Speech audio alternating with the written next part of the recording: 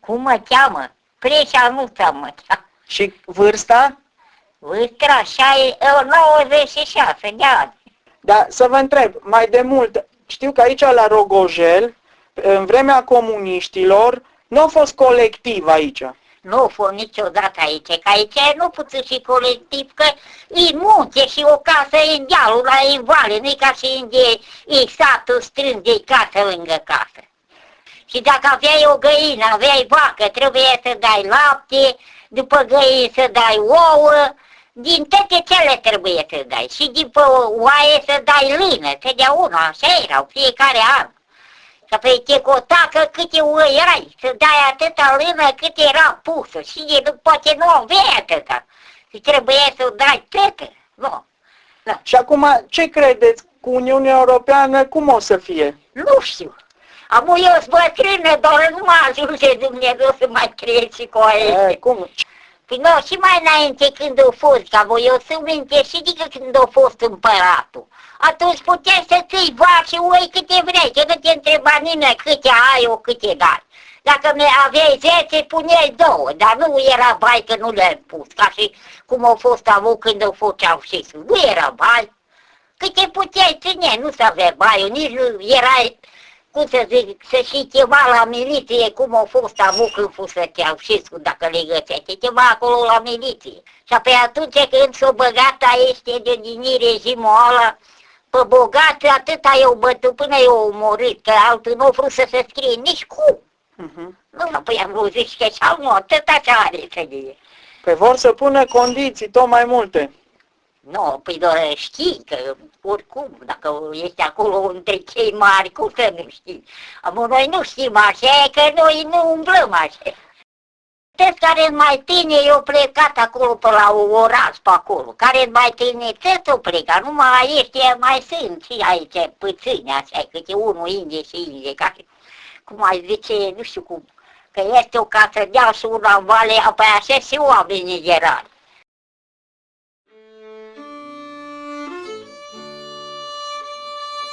Când stau evrei la masă sau ceilalți? Păi cum ne povestim?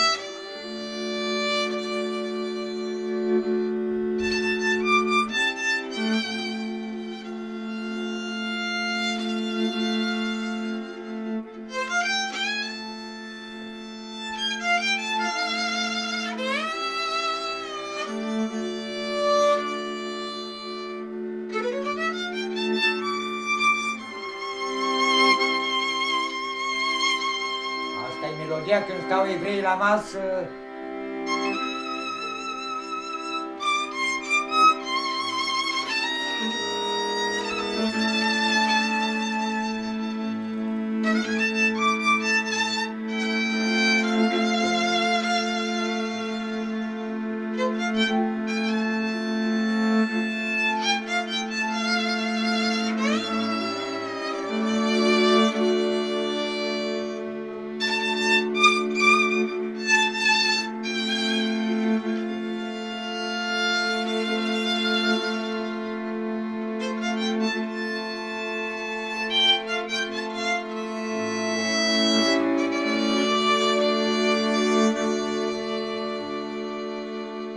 Acum vom cânta melodia predicatorului, că este un predicator care predică la nunta evreiască.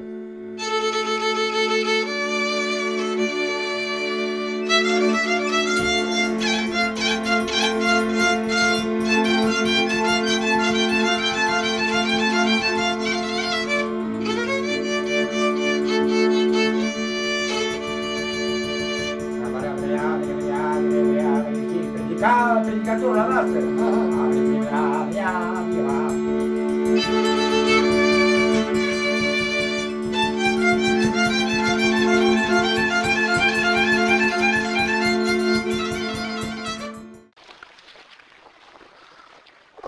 avem, de exemplu, toamna când vine zăpada, când cade, merg cu calul, cu care avem cal, drujbă, bineînțeles, tai un copac, avem pădure dată de ocolul silvic, duci cu calul, tai acasă boși de sobă, le crepi, le pui la uscat și ai până primăvara. Cască se termină peste iarnă, merg cu calul din nou și ai un copac mai aduci. În unele zile ajung și pe vecini. În unele zile, bineînțeles, merg cu vecinul, te ajută el. Mergem împreună, dar da, îți dă bon, îți dă câte cantitate de lemn n-ai, o duci la gată, toată circulă și tai. La scândurul, pregătește-o, pui la uscat și pe aia, ori mă duc la jiluit, cum se zice, când ai timpul, faci lambriuri, faci templărie, faci ce trebuie pentru acasă. Nu, și apoi vara mai merg pe ciuperci. Merg și le vând după ele aici și apoi le vând oamenii la trăiește, cum să le... E străini care le cumpără. Nu, că este de aici, este le dau la alții. Cum îți plătite la kilogram? Cam cât o Da, fost pe prețul? când sunt mai scumpe și alea care sunt de pădure, de bradă. Câte cu 200, 250. La Roma, la piață, se vindeau ciuperci din astea și era 40 de euro kilogramul. Asta înseamnă cam 1.600.000-1.700.000 și ciuperci din alea uscate și tăiate, tot din sortimentul ăla, alea se vindeau cu 15 euro 100 de grame. 15 euro ar veni cam... Și eu mai am 200 de grame. Da. Să le dau. Deci diferența de preț e foarte mare.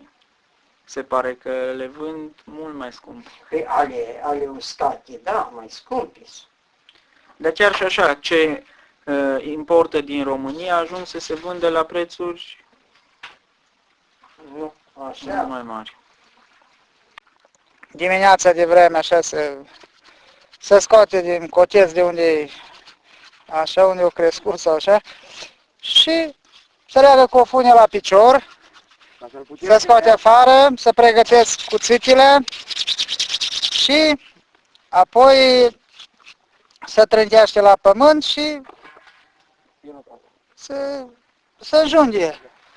Pregătite paile, apă caldă sau eventual cu butelie, îi dai un strat de paie, îl ras cu cuțitul scrumul ăla, dai cu apă, îi ții la picioare la unghiile ale până să ar puțin și le scoți afară. Pe urmă dai din nou cu apă sau când e zăpadă, îi dai cu un strat de zăpadă până să moaie șoricul ăla să nu se crape. Pe urmă iar îl rășcălești cu cuțitul, cu a doua oară, paie sau cu butelie cu ce pare omul și la o piele de rădăcină, cum se spune la noi, de frece așa ca lumea, până iese șoricul alb, nu se simte părul ăla în șoric. Pe urmă, cam atâta. Îl cred pe... Îl pui pe ceva așa mai sus, să nu se murdărească pe o tablă sau scândură, ce ai, și încep și îl pui pe burtă, îl cap pe spate. Când e crăpat așa, atunci trebuie să ai țuică, să vezi că e mare slănină. Îl crapi în două ei, cum se spune, schinare sau e frumos. Scoți masele, treaba aia trebuie să ai femeia acolo, să ele cu rasul maselor, cu... și bine, vrei carne, șoldanile, cum se spune, adică picioarele alea. Le pui în postavă, le duci în casă undeva și femeile cu masele. de brable, în tale pui carne tocată. În mașină, până duci în casă, după ce ai terminat cu mare așa, faci tocană, fierbi țuică, fierbi vin, dacă e de la noi nu se prea obișnuiesc cu vin, părincă. Intri în casă, dai până mașina de tocat, îi pui pe îi pui să se uște prima dată și pe urmă îi pui la fum. Cârnațul, da? Cârnațul, da. Slănina o pui la salamură, lași câteva zile, săptămână. Și pe urmă pui la fum și asta e. De acolo încolo poftă bună. Poftă bună, da. Da, ne ajută. Locuiesc în comuna Poen, la 20 de kilometri de masivul Vlădeasa. Vin în vacanțele de vară la bunici, care locuiesc în satul Rogojel, pentru anumite treburi gospodărești, pentru a-i ajuta, mai ales vara, unde totul este foarte aglomerat, treburile gospodărești, adunatul fânului. Iar acum, înainte de Crăciun, profitând de această vacanță, am profitat de ea și am venit la bunici pentru a putea să învăț sau chiar să practic această tradiție de tăiatul porcului, care este foarte frumos și nu merită această tradiție să se piardă în timp. Iar așa voi face și în următoarea vacanță de Paști, când o să vin la tăiatul mieilor. Suntem la Rogojel, în noiembrie 2012, unde am revenit după mai bine de 6 ani. Ultima oară când am fost aici, eram în decembrie 2006, chiar cu o săptămână înainte de aderarea României la Uniunea Europeană. Pe oamenii din Rogojel i-am găsit aparent neschimbați, toți sunt bine și vreau să văd, să stăm de vorbă, să vedem cum au fost ultimii 5 ani de când România face parte din Uniunea Europeană, ce s-a schimbat în viața de zi cu zi. Acum stăm de vorbă cu Mărioara Pașcalău și aș vrea să-mi spuneți cum au fost ăștia ultimii 5 ani. Apoi mai bunișor, mai, cum să zic, și mai bun și mai răi, că am 2 copii și-s plecați în Italia. Ei când au plecat? Dar apoi ăla mic a plecat cam de 6 ani și după un an l-a dus și pe ăsta, pe mai mare. Ei unde sunt în Italia și ce fac? Dar apoi pe lângă Pisa, pe acolo. Pe acolo, nu știu, păi ne-am fost odată la ei, dar apoi nu știu, pe lângă Pisa m-am spus. Și la construcții. Când capătă de lucru și acolo, când nu, și așa. E greu și pe acolo. Știu că sunteți și bunică de curând, deci au familia acolo. Da. Ești bunică de 5 luni. Așa. Ce planuri au copiii? Vor să se întoarcă la Rogojel? Da, apoi, ala mare cam deodată poate că se întoarce, că nu prea are de lucru nici acolo. Și eu că nu mai stă să vadă, că dacă e mai de patronul de lucru mai stă, dacă nu se întorc în țară. Și dacă vin aici la Rogojel, am văzut că, cel puțin față de cum am fost acum 6 ani, lucrurile s-au schimbat. O să locuiască aici? Vin în vacanță. Le-am făcut, am fost în Germania Triveri, mi-am făcut bani, am fost la Culezi Castraveți și ne-am făcut bani, m-au mai ajutat și pruncii din Italia și ne-am renovat pe aici, mi-am înștimbat jamul, mi-am pus baie la punct, numai baie că n-avem apă. Da, asta avem baie, avem de tătie, dar apoi nu avem apă. Numai cărăm cu bidonile și cu gălețele și așa, cum putem. Apropo de Germania, cum a fost acolo? Cum vi s-a părut Germania? Frumosă. Dar pe ei a fost greu. Stăteam... Ce ați lucrat acolo? La Castraveți, la Culezi de Castraveți. Câte 12 ore pe zi. când a fost mai mult de lucru. Când nu lucram 5-6, am avut cazare, mâncare, ne dădeau mâncare la miază gratuită și restul ne făceam noi. Și erau și alți români care... Da, eram câte 1000 de români acolo, câte la o firmă. Câte 500 ne ducea și pe turi, pe sezoane. Și a fost bine. Numai că stăteam acolo pe burtă și eu cum mă sunt așa bine cu tensiune, nu am mai dus. Apoi să vinea la vară, ce mai face. Dar cum merge agricultura la Rogojel? Foarte greu. Foarte greu chiar cu vacile astea, cu Uniunea Asia Europeană, ne-au făcut proiecte și trebuie să ținem vaci. Și porci, și animale multe. Oricum, cu asta, la asta vă pricepeați, că și înainte da, v-ați și înainte, da, dar nu ținem atâtea, dar acum... Câte vaci aveți? În prezent avem 5 și 2 cai, 6 porci, găini și apoi trebuie să mărim efectivul la 3 ani. Și după 3 ani ne mai dă, dacă împlinim efectivul, cum ne-o scris pe hârtie. Și acum dacă îmi puteam... Și de cultivat ceva... Nu cultivă, că nu se face, numai cartofi. Să fac ele, dar pe le mâncă porcii de pădure, să face grâu, ovăsul, dar apoi nu semănă. Că numai atât trebuie să le îngrădim, că din porcii de pădure, mistreță. Și cu cele 5 vaci, laptele, ce faceți? Dar apoi nu avem numai 2 cu lapte, una e cu vițel, una o mulgem și la casă, pentru casă. Nu îl ducem la lăptărie că plătește numai cu 1 leu litru și departe și nu mai ducem. Lăsăm ghițăie să sugă, 2 mai fată pe Crăciun și mai avem vițelușe și așa. Și cam acasă laptele. La porci, la vițeli.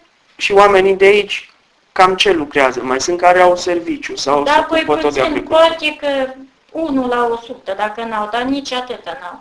Numai atât cu agricultura. Și cu pădure, alții care au tractori, au cai, au mașini, merg în pădure și aduc lemne, taie și-și fac bani.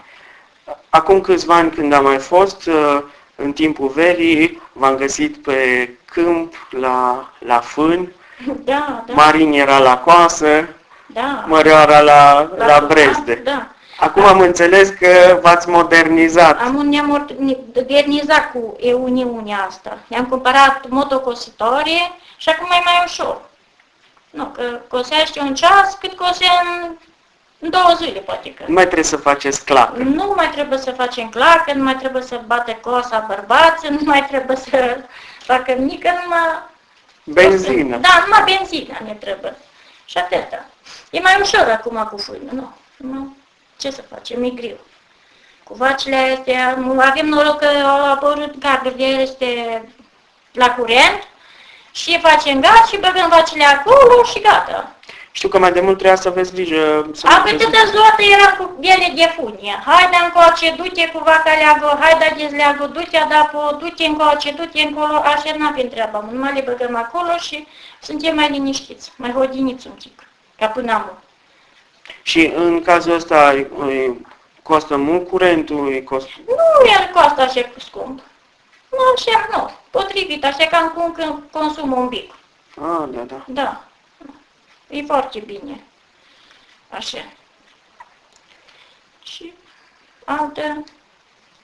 E greu aici, la munte. Ce să facem? N-avem indiniu mere, că aici am crescut, aici am copilărit și aici suntem învățați. Suntem la Rogojel în 27 mai 2015. Suntem în vizită și eram curios să văd cum erau pregătirile pentru zestrea tinerilor care urmau să se căsătorească. Să-mi spuneți cum vă numiți? Mă numesc Forț Mariana, am 44 de ani. Mulți înainte. Am 2 copii, o fată și un băiat. Băiatul a avut nuntă anul trecut, în 17 mai. El câți ani are? 24 împlinit. În calitate de mamă ați pregătit zestrea băiatului. În 2 vorbe, cam în ce constă asta? Haine sau... Da, haine de pat, lipideau cerși, perne, plapine, ștergare, cusute, cu... Știu că aici iarna da. puneți în funcție războiul de țesut Da, mai și punem și războiul și țese, și cosem acum, mai mult. No. Aș vrea să o întrebăm pe mama dumneavoastră să ne povestească cum era mai de mult, cum se pregăteau partea asta de țesături și de... Știu că chiar se cultiva cânepă. În primul rând, spuneți-mi, vă rog, numele și vârsta. Mă cheamă Potra Estina și am 65 de ani. Mulți înainte. Mulțumesc. Când erați copil se cultiva Eram cânepa acasă la Rogoș? mama, atunci se cultiva cânepa. Și culegem, era două tipuri de cânepă, și de vară și de iarnă. Îi spuneau atunci. Da, da. Și aia de vară culegem pe timpul fânului și o culegem și o miream și o băgam în tău și o scoteam de acolo și o puneam la uscat și apoi începeam să melițăm, să facem puioare, din puioare facem caiere, nu, și apoi o puneam în furcă și ne apucam de lucru și lucram. Era specialitatea femeilor, ele se ocupau de treaba asta. Femeile. Și apoi cealaltă, aia o culegem de cu toamnă, iarăși aceea, și apoi o facem mănunche, mânuși. De mânuși o facem, iar o întindem să o batem, să scoatem sămânța ca să avem pe alta să sămânăm. Și dacă o răștiem, o băgam în budiu, la șirt. Și de acolo o scotem, iară mirem cu el la vale și spălam și apoi din el și îl puneam la uscat și apoi îl punem și depânam. Asta era fuiorul de cânepă. Da, fuiorul de cânepă. Și după ce depânam, puneam la urzit, urzeam pe urzoi și apoi îl întindeam pe război. Puneam cheara, ca așa se zice, că puneam cheara. Puneam saci, puneam lipideauă, puneam de tăte, ce ne trebuie în casă. Și astea se lucrau în special iarna? Da, de după sărbătorile de iarnă începem și punem războile. Și apoi țăsem o tură, două, trei, până că Paști. Și apoi tot așa, până când era fata mare de mărit, și apoi facem zestre, punem ceri, îi punem lipideauă, fețe de masă și apoi când se mărita, îi facem o rudă mare afară și punem acolo hainele, ce am lucrat. Și apoi din el după mireasă. Și apoi când din el după mireasă, când mereau cu mireasa, luau și hainele. Și le duceau la casa mirilor. Nuntașii, da? Da, nuntașii. Nu, și apoi de acolo le duce și apoi le puneau cuscra. La cuscra. Și le puneau bine acolo, unde trebuie.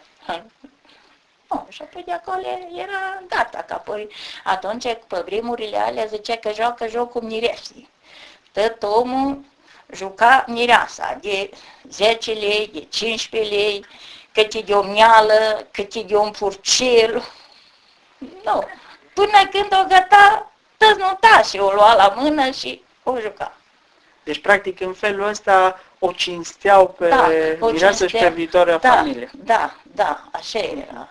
Da, să vă întreb, fata dumneavoastră a învățat să țeasă la război? Da, am învățat, sigur, și m-a ajutat acolo la corleție, când țesem cergile alea de lână, o puneam să-mi ajute acolo la ițe, să ridice icile, să întoarcă corlețul, m-a ajutat. Da. Tocmai mi-ați arătat mai multe costume și cămăși foarte frumoase pe care le-ați și probat, așa de dragul meu, ca să le vedem, să le fotografiem. Și am înțeles că astea sunt cusute de dumneavoastră. Revin din nou la Mariana și aș vrea să o întreb, sunt anumite modele și elemente care apar în cusăturile astea? Da, sunt fel și fel de modele. Și culorile să aleg? Și culorile, cum avem.